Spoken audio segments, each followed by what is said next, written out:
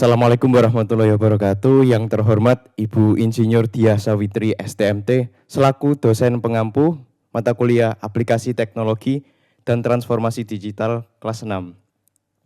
Kami dari kelompok 9 akan mempresentasikan mengenai tugas proposal PKM ya, berupa PowerPoint pengembangan membran komposit grafin oxide atau GO dengan PVA atau polyvinyl alkohol terfungsionalisasi garam fosfat sebagai cation exchange membrane untuk aplikasi seawater battery yang merupakan bidang PKM dari Riset Eksakta atau RE. Dengan anggota kelompok 9, saya nomor 3 yakni Fatkur Rahman Fikri dengan NRP 5009231003. Saya Muhammad Fajar Diansyah dengan RP 509221736. Saya Aida Mahmuda dengan NRP 509231002. Saya Fauzan Rindi Susanto, NRP 50092311012. Saya Reno Putra Fiandra dengan NRP akhir 013.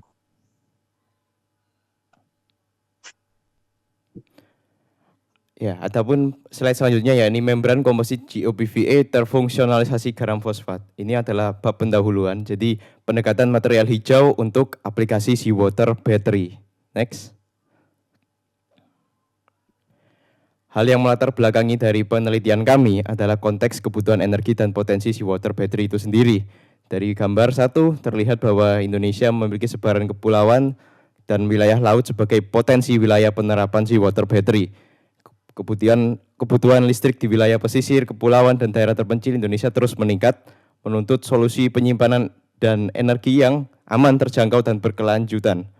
Seawater battery tentu memanfaatkan air laut sebagai elektrolit. Hal ini merupakan solusi yang relevan bagi wilayah pesisir karena memanfaatkan sumber daya lokal dan menekan biaya operasional.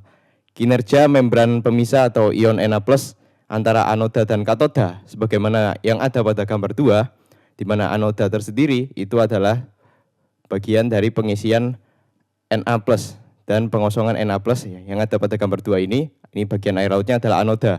Kemudian membran pemisah terletak pada gambar abu-abu ini yang menjadi pemisah adalah tembok bagian kanan atau katoda ini Na. Faktor penting antara anoda dan katoda menentukan selektivitas ion dan efisiensi sistem, dan itu adalah membrannya. Mengapa seawater battery?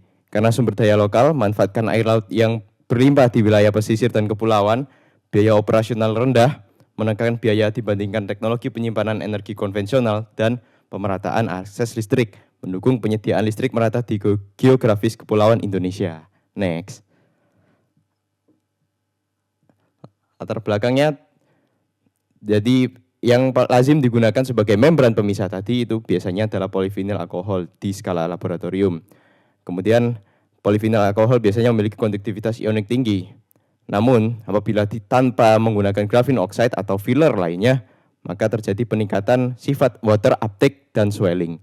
Swelling menurunkan kestabilan struktur membran. Kemudian apa itu pengertian swelling? Swelling adalah pengembangan ukuran fisik membran, bisa jadi panjang, lebar, atau tebalnya saat menyerap air atau larutan elektrolit. Mengapa penting? Karena swelling berlebih menyebabkan membran tidak stabil dimensinya, performa turun, dan bisa bocor. Nah, fungsionalisasi garam fosfat bertujuan menekan swelling berlebih.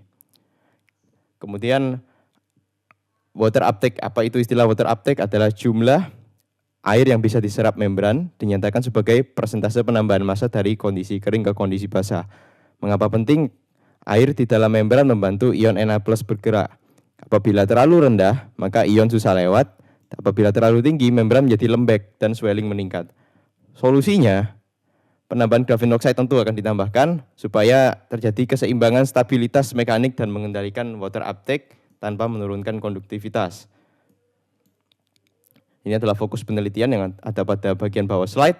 Interaksi antara PVA, polyvinyl alkohol, grafin oxide atau GO, terfungsionalisasi fosfat, dan gugus fosfat ionik diharapkan dapat memperkuat struktur membran melalui ikatan hidrogen dan interaksi elektrostatik, sehingga menekan swelling tanpa mengurangi kemampuan transport ion, Karakteristik ini menjadikan material tersebut berpotensi sebagai membran hijau untuk aplikasi seawater battery. Next. Adapun rumusan masalah yang mendasari riset ini, yang pertama, bagaimana pengaruh fungsionalisasi garam fosfat terhadap sifat ionik membran komposit GOPVA sebagai cation exchange membrane. Kemudian nomor 2, bagaimana pengaruh fungsionalisasi garam fosfat terhadap sifat mekanik dan stabilitas dimensi membran GOPVA pada lingkungan berair. Nomor 3, sejauh mana fungsionalisasi garam fosfat pada membran GOPVA mampu menyeimbangkan trade-off antara performa transport ion dan kestabilan membran mekanik membran. Yang keempat, bagaimana potensi membran ini sebagai cation exchange membran untuk aplikasi seawater battery. Kata kunci yang kami kenalkan dalam konteks ini ada fungsionalisasi, yaitu proses kimia menambahkan gugus fungsi pada permukaan material agar memiliki sifat baru. Dalam hal ini menambahkan grafin oxide dan juga garam fosfat ke gugus fungsi dari polivinyl alkohol, sehingga memiliki kemampuan mengikat ion tertentu. Stabilitas dimensi itu artinya kemampuan membran mempertahankan bentuk dan ukurannya. Nah, ini penting bila berada pada lingkungan berair seperti di air laut. Next. Oke, selanjutnya kita akan membahas tujuan dari penelitian ini, yaitu ada 4. Yang pertama itu mensintesis membran komposit GOPVA yang terfungsionalisasi dengan garam fosfat sebagai kandidat cation exchange membrane. Dan yang kedua, menganalisis pengaruh fungsionalisasi garam fosfat terhadap sifat ionik membran GOPVA, khususnya kemampuan terkait dengan transport ionnya. Kemudian yang ketiga, menganalisis pengaruh fungsionalisasi garam fosfat terhadap sifat mekanik dan stabilitas dimensi membran dalam lingkungan elektrolit berair. Dan yang terakhir, yakni mengevaluasi kemampuan membran GOPVA terfungsionalisasi garam fosfat dalam menyeimbangkan performa transport ion dan kestabilan mekanik untuk aplikasi seawater battery. Next. Terkait manfaat dan juga urgensi dari riset yang kami ajukan, yaitu yang pertama untuk manfaatnya sendiri secara ilmiah, penelitian ini memberikan pemahaman mengenai pengaruh dari fungsionalisasi garam fosfat terhadap hubungan struktur dan juga sifat pada membran komposit GOPVA, khususnya dalam menyeimbangkan sifat ionik dan juga mekaniknya. Kemudian secara aplikatifnya menjadi dasar pengembangan material cation exchange membrane yang lebih stabil dan juga ramah lingkungan untuk aplikasi seawater battery, dan juga mendukung teknologi penyimpanan energi berbasis sumber daya lokal. Untuk urgensi risetnya, yang pertama yakni kebutuhan teknologi terkait penyimpanan energi yang andal dan juga berkelanjutan, terutama pada wilayah pesisir. Kemudian, pada sistem seawater battery, kinerja membran pemisah ion menjadi faktor kunci yang menentukan efisiensi dan juga kestabilan operasi. Dan yang terakhir yakni membran konvensional masih menghadapi trade-off antara performa transport ion dan juga kestabilan mekanik, sehingga eksplorasi material baru menjadi penting.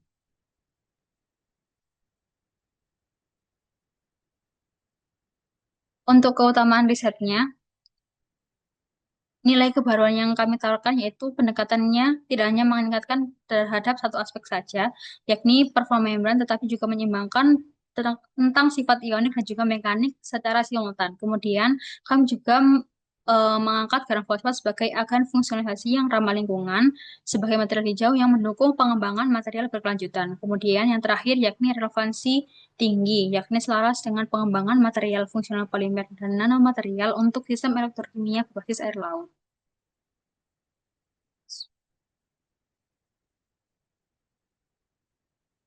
Kemudian yang terakhir yakni 4 temuan target yang ditargetkan, yakni yang pertama diperolehnya membran komposit GOPVA terfungsionalisasi garam fosfat dengan karakteristik struktur yang lebih stabil.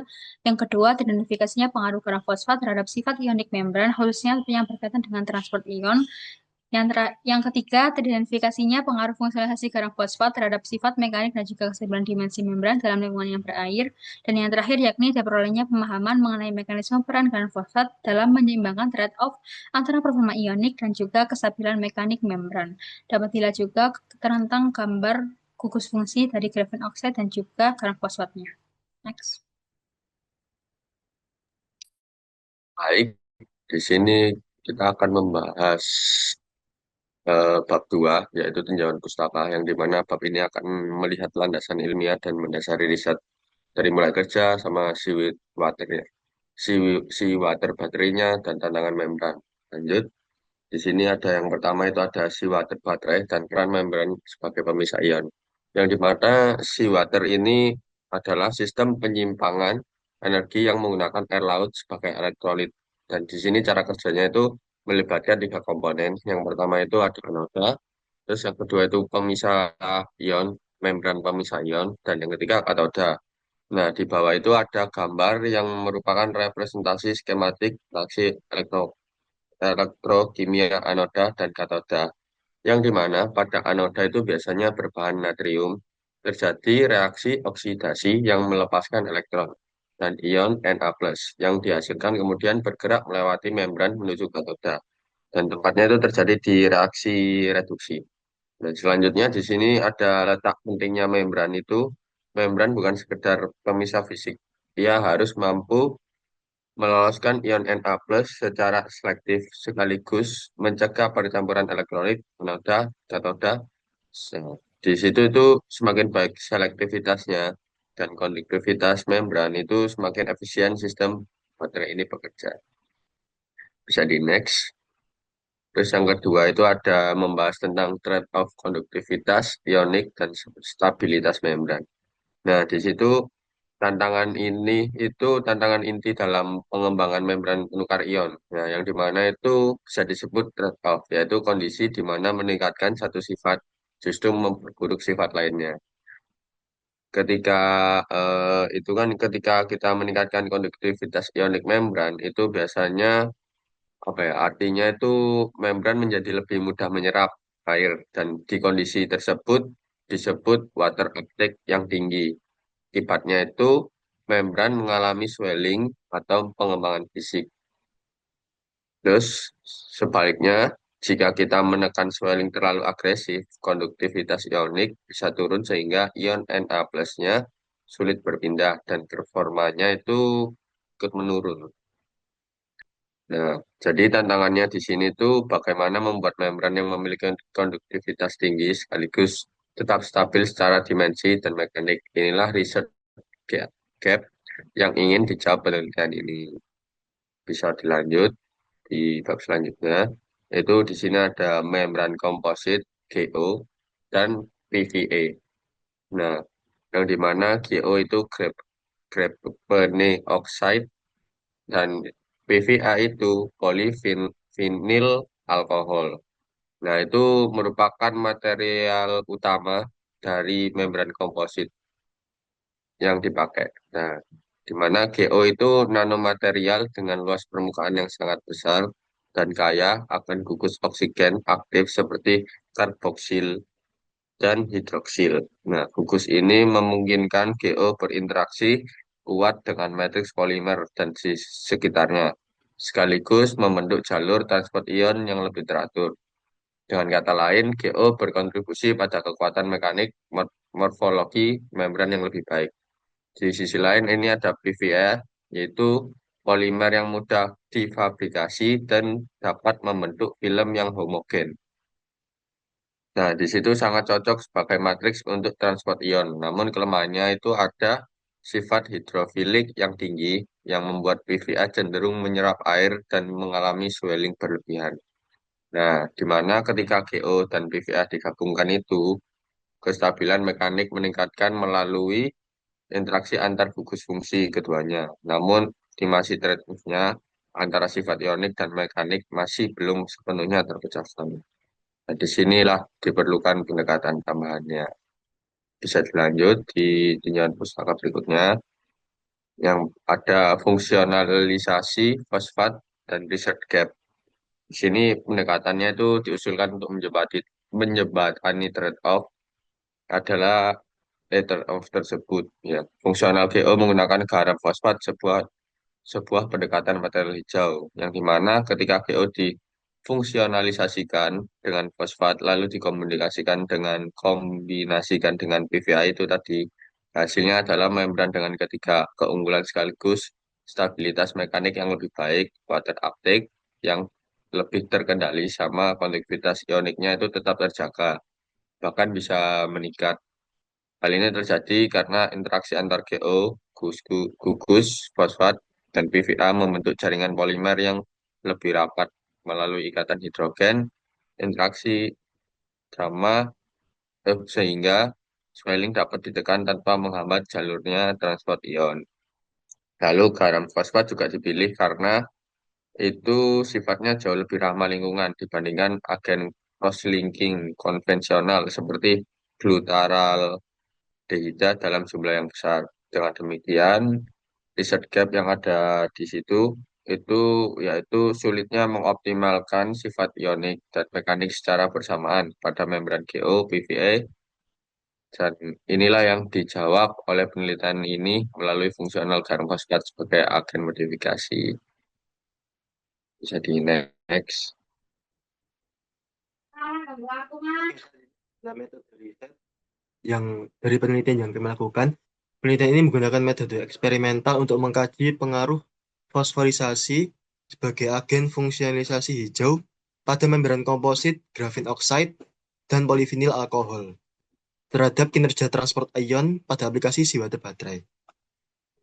Untuk diagram penelitian, diagram alir penelitiannya sebagai berikut, mulai dari studi literatur, identifikasi masalah, kemudian dilanjut sintesis grafin oxide, terfungsionalisasi fosfat. Kemudian dari grafin oxide tadi dikarakterisasi membran dengan XRD, FTIR, TGDTA, dan SEM. Kemudian dicek apakah membran memiliki struktur dan karakteristik yang memadai. Apabila iya, maka akan dilanjut ke uji kinerja membran. Apabila tidak, akan dilakukan evaluasi sintesis ulang. Kemudian apabila lanjut uji kinerja membran, uji transport ion menggunakan EIS dan AIC, kemudian dilakukan analisis data.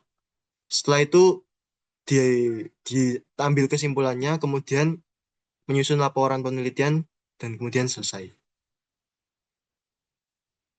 Kemudian untuk waktu, tempat, bahan, dan alat, yaitu waktunya kurang lebih dilaksanakan selama 4 bulan atau periode PKMRE, meliputi sintesis grafin oxide, fabrikasi membran GOPVA, karakterisasi dan pengujian kinerja transport ion. Tempatnya di Laboratorium Rekayasa Energi dan Pengkondisian Lingkungan di Departemen Teknik Fisika ITS. Nah, alat penelitiannya sebagai berikut. Ada gelas ukur, gelas beker, labu Erlenmeyer, batang pengaduk, hot plate, pengaduk magnet, oven pengering, timbangan digital, ultrasonic bed, dan lain-lain. Kemudian alat untuk karakterisasi yang dilakukan XRD, FTIR, SEM, dan TGDTA. Kemudian untuk pengujian kinerjanya itu menggunakan EIS dan alat ukur ion exchange capacity. Kemudian APD yang digunakan adalah sarung tangan, masker, dan kacamata lab. Untuk bahan penelitiannya sendiri, kami menggunakan grafin oxide atau GO sebagai material pengisi dan jalur transport ion. Kemudian polivinil alkohol atau PVA sebagai matriks polimer utama. Kemudian trinatrium fosfat sebagai agen fungsionalisasi hijau. Kemudian glutaraldehida atau agen pengikat silang. Dan aqueous sebagai pelarut utama. Nah, berikut adalah skema proses sintesis membran PVA atau PGO, di mana di sini kami menggunakan metode solution casting dari 5% PVA, 3,5% PGO, dan 350 ml GE. Kemudian dikeringkan di oven pada suhu 50 derajat Celcius. Kemudian untuk skema selanjutnya yaitu ada sintesis grafin oxide terfosforisasi, di mana sebelumnya yang pertama-tama dilakukan pencampuran atau pengadukan material pada oil bed temperatur 50 derajat Celcius selama 12 jam. Kemudian reaksinya diberhentikan. Kemudian setelah itu dimurnikan, proses pemurnian di mana menggunakan washed and centrifugate 4000 rpm selama 15 menit. Kemudian di ultrasonic untuk proses eksfolisasi. Kemudian terbentuklah GO, solusi GO. Kemudian sehingga terbentuk PGO, campuran PGO.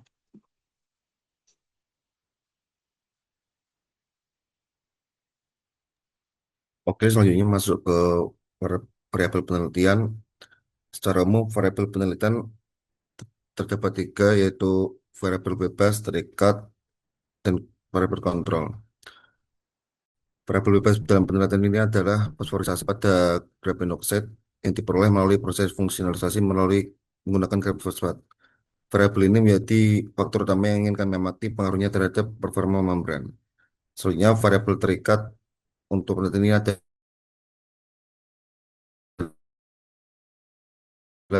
sifat dan kinerja membran komposit GBVA. Parameter yang diamati meliputi karakteristik struktur dan kimia material, stabilitas termal, kapasitas tukar ion, serta kemampuan transport ion melalui membran. Artinya, setelah graphene oxide difungsionalisasi dengan fosfat, kami melihat bagaimana perubahan tersebut mempengaruhi kualitas membran dari sisi struktur, kestabilan, dan kemampuan menghantarkan ion. Kemudian terdapat variabel kontrol, yaitu faktor-faktor yang jaga tetap selama penelitian. Contohnya adalah komposisi GO dan VVA, suhu dan waktu proses fosforisasi, metode fabrikasi membran, serta kondisi karakterisasi dan pengujian. Variabel kontrol penting agar perubahan hasil yang muncul benar disebabkan oleh variabel bebas, bukan karena perbedaan perlakuan lain selama proses penelitian. Next. Oke, kemudian masuk ke anggaran biaya. Pada saat ini ditampilkan rencana anggaran biaya penelitian. Total dana yang direncanakan adalah sebesar Rp9.999.000 yang berasal dari dua sumber utama, yaitu Bilmawa sebesar Rp7.999.000 dan perguruan tinggi sebesar Rp2 juta. Anggaran ini disusun untuk mendukung seluruh kebutuhan pelaksanaan PKMRE, mulai dari pembelian bahan habis pakai, sewa dan jasa, transportasi lokal, hingga kebutuhan lain-lain.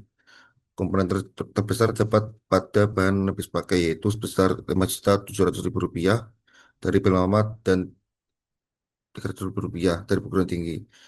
Bagian ini menjadi komponen utama karena penelitian berbasis eksperimen membutuhkan bahan seperti graphene oxide, PVA garam, fosfat, pelarut, serta bahan pendukung sintesis dan katalisis membran. Selain itu, terdapat biaya sewa dan jasa yang digunakan untuk mendukung kebutuhan pengujian atau penggunaan fasilitas laboratorium dengan batas maksimal sesuai ketentuan, yaitu tidak melebihi 30% dari total dana yang diusulkan. Dengan pembagian ini, anggaran penelitian diharapkan cukup untuk menunjang proses sintesis, aplikasi membran, karakterisasi material, hingga analisis hasil.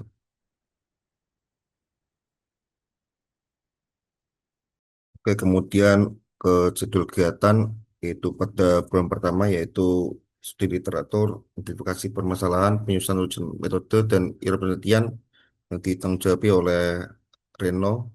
Kemudian masuk ke bulan kedua, yaitu penyusunan desain eksperimen, gambar penelitian serta pengadaan bahan dan alat yang ditanggung jawab oleh Aisyah. Kemudian masuk ke bulan ketiga, yaitu kita melakukan kegiatan sintesis graphene oxide, fungsionalisasi GOT dengan garam fosfat, dan fabrikasi membran komposit GO-PVA dengan penanggung jawab yaitu Fikri.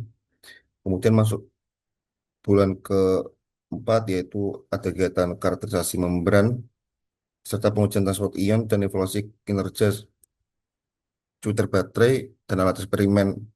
Dan kegiatan selanjutnya yaitu analisis dan pengolahan data, penyusunan laporan kemajuan, dan akhir publikasi ilmiah, media sosial PKMR, serta finalisasi kegiatan. Next. Selanjutnya terdapat slide yang berisi tentang hasil uji similaritas ya menggunakan Turnitin. Nah, ini kami lakukan simulasinya pada 17 Juni 2026 melalui website dari Turnitify. Next. Nah, berdasarkan uji similaritas yang telah kami lakukan, diperoleh hasil similarity index sebesar 25%, di mana internet sources mendominasi sekitar 25%, publikasi 1%, dan student papers itu 19%. Next. Nah, sumber similaritas teratas ada di internet source dari its.ac.id 5%, apps UM Surabaya 4%, pdfcoffee.com 2%, dan lain sebagainya, hingga terdapat dari paper Universitas Andalas dan juga Politeknik Negeri Lok Sumawe. Next. Jadi kesimpulan uji similaritas, indeks similaritas keseluruhan dokumen berada pada angka 25%, dengan kontribusi terbesar dari sumber internet 25%, dan dokumen mahasiswa 19%, serta publikasi ilmiah yang berkisar 1%. Tidak ada satupun sumber tunggal yang menyumbang similaritas dominan. Tertinggi hanya 5% dari www.its.ac.id. Sebagian besar kemiripan berasal dari format dokumen umum sebagaimana proposal PKM, kelembagaan kampus, bukan duplikasi konten substantif. Kemudian pengaturan deteksi mengecualikan kutipan, bibliografi atau daftar pustaka dan kecocokan di bawah 1%, sehingga hasil mencerminkan kemiripan teks yang signifikan saja. Next. Ini adalah desain poster yang telah kami buat, jadi graphene oxide membrane dengan desain sebagaimana yang tertampil pada layar berikut. Next.